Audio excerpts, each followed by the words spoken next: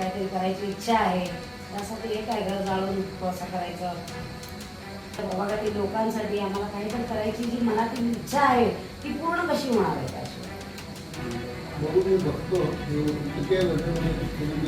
वजन करा, ते ऍक्टिव्हिटी वगैरे काय होते ते करा, वजन करा हे पण घ्या. मला खराब वाटतं तुम्ही सांगा बोलताना काय तुमचं नाव आणि कोणत्या प्रभागात तुम्ही बघा? माझं नाव पूजा नवनाथ चव्हाण. मी प्रभाग क्रमांक 6 मधून नगरसेवक पदासाठी उमेदवारी घेतलेली आहे.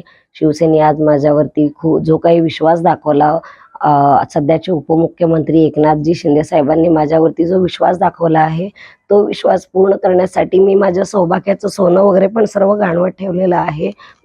काही सोनं विकलेलं आहे आणि माझ्या आईवडिलांनी खूप कष्ट करून आमच्यासाठी, काही आमच्या मुलांसाठी दागिने वगैरे घेतले होते. ते सर्व दागिने वगैरे पण मी आज विकत आहे. कारण माझ्या एकनाथजी शिंदे साहेबांनी, लाडक्या भावांनी आमच्यासाठी जे काही केलेलं आहे तेच आम्ही आमच्या डोळ्यासमोर ठेवून आम्ही पण काहीतरी लोकांसाठी करण्याची मनामध्ये जी इच्छा आहे ती पूर्ण करण्यासाठी आम्ही एक सर्वसाधारण परिस्थितीतून पुढे आलेले लोक आहेत. सर्वसामान्यांची जी पण काही अडचणी आहेत ते आम्ही सोडवण्याचा प्रयत्न करतो. त्या सोडवण्याचा प्रयत्न करत असताना लोकांचे एवढे मोठे दुःख असताना माझे दुःख त्यांच्यासमोर काहीच नाही आहे हे मला जाणवलं. म्हणून आज मी माझं सोनं, माझं घर, जे पण काही आहे ते सर्व विकून एकनाथजी शिंदे साहेबांच्या मार्गावरती चालण्याची माझी पूर्ण तयारी मी करत आहे.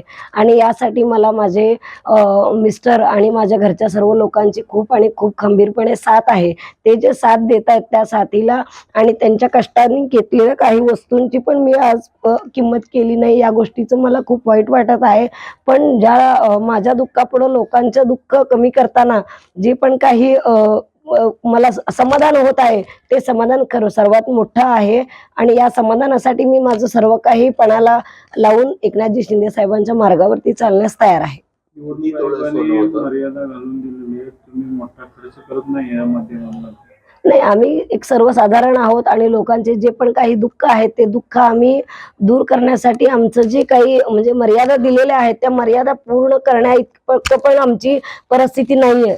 तर ते परिस्थितीसाठी पण आणि लोकांचं दुःख दूर करण्यासाठी मी सर्व काही करायला तयार आहे.